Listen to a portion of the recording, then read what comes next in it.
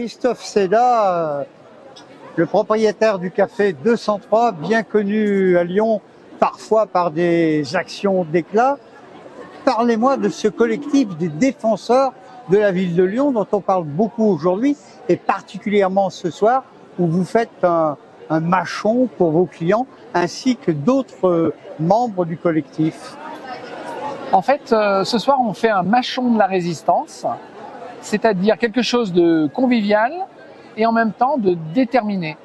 Le collectif s'est monté il y a 3 semaines. Il a à peu près 300 membres actifs et il compte 5000 personnes qui ont signé la pétition. Quand vous dites membres actifs, ce sont des commerçants? Des commerçants, des habitants, des entreprises, des artisans qui nous suivent. Les taxis, par exemple, sont avec nous dans le collectif. Et aujourd'hui, on se mobilise contre la fermeture programmée de la ville de Lyon, la disparition programmée des véhicules. Aujourd'hui, on se bat parce que on n'est pas contre un apaisement de la presqu'île, un apaisement de la circulation. On est juste là pour demander d'être concerté, d'être informé et qu'on soit accompagné dans cette démarche. Or aujourd'hui, rien de tout ça n'est fait.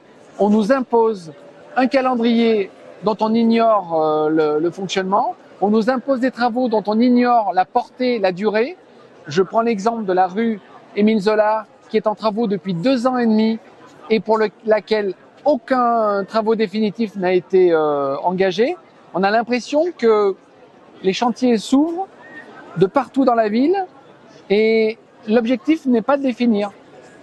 Quand vous dites, Christophe Seda, quand vous dites Lyon va être fermé, vous exagérez un petit peu quand même. Depuis 30 ans que je pratique la ville de long en large, je la connais par cœur.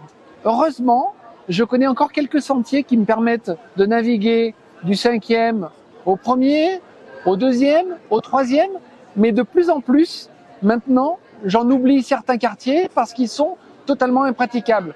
Je prends l'exemple du quai Saint-Antoine, qui est un bouchon permanent. On a les gens qui sont coincés dans les parkings, qui mettent 40 minutes avant de sortir de la ville, ou qui mettent 40 minutes pour y accéder. Donc, effectivement, la ville n'est pas totalement fermée, elle est totalement engorgée. Elle est en train de s'asphyxier. Donc, on peut considérer qu'après l'asphyxie, il y a la fermeture. Vous êtes contre les pistes cyclables qui, soi-disant pour certains, est la solution? Pas du tout. On est pour des pistes cyclables sécurisées, complémentaires de rues disponibles pour les véhicules. La vitesse, ce n'est pas un problème. On peut rouler à 20, à 10, ce n'est pas le problème. Nous, ce que l'on veut, c'est une ville partagée avec les vélos, les piétons. Et apaisée. Et apaisée, bien évidemment. Mais qui voudrait d'une ville, on va dire, excitée? Je ne sais pas quel est le mot. Je ne sais même pas pourquoi on dit apaisée. Parce que naturellement, être en ville, c'est vivre de manière apaisée. Parce qu'on est dans un milieu collectif, un milieu ouvert. Et l'objectif, c'est de partager ensemble la chaussée, partager les trottoirs, partager les activités. Les commerçants, de fait, ils sont dans un environnement apaisé. On n'est pas dans une concurrence sauvage, on ne se mange pas les uns les autres. Pourquoi on voudrait dire que la voiture est un prédateur? Pas du tout. La voiture, c'est un outil, c'est un accessoire, c'est indispensable pour certains, inutile pour d'autres. Pour autant, c'est pas parce que c'est inutile pour d'autres qu'il faut penser que c'est inutile pour tout le monde. C'est un peu le problème du dogmatisme aujourd'hui. La mairie pense que, et peut-être a raison, qu'il faut qu'elle aide au maximum l'infrastructure pour les vélos, l'infrastructure pour les piétons, mais n'oublions pas que l'infrastructure pour les voitures est aussi indispensable. Les bus, ils ont besoin de circuler normalement. Des bus qui sont enfermés dans des bouchons, le service public, il est altéré, voire complètement détruit. Vous parliez tout à l'heure un petit peu de chiffre d'affaires que représente le commerce, on va dire, en centre-ville, en presqu'île. Oui. Et cette baisse très sensible que vous autres, commerçants, restaurateurs et autres, subissez. Alors aujourd'hui, la presqu'île, c'est 650 millions d'euros de chiffre d'affaires. C'est le même chiffre d'affaires que la Part-Dieu. Sauf que la Part-Dieu est un environnement fermé qui est desservi par un nombre de moyens de transport énormes, train, vélo, bus, tram, métro. La presqu'île est une infrastructure qui est quand même historique, qui ne peut pas être équipée de la même manière que l'est la Part-Dieu. Elle a 650 millions d'euros de chiffre d'affaires. On peut considérer que depuis 2 ans, on a une baisse de 20 à 30% du chiffre d'affaires. Je vous laisse imaginer ce que 200 millions d'euros représentent pour les commerçants, pour la collectivité et pour l'activité en général. Concrètement, nous avons bien compris que vous souhaitez être entendu, reçu même par les autorités.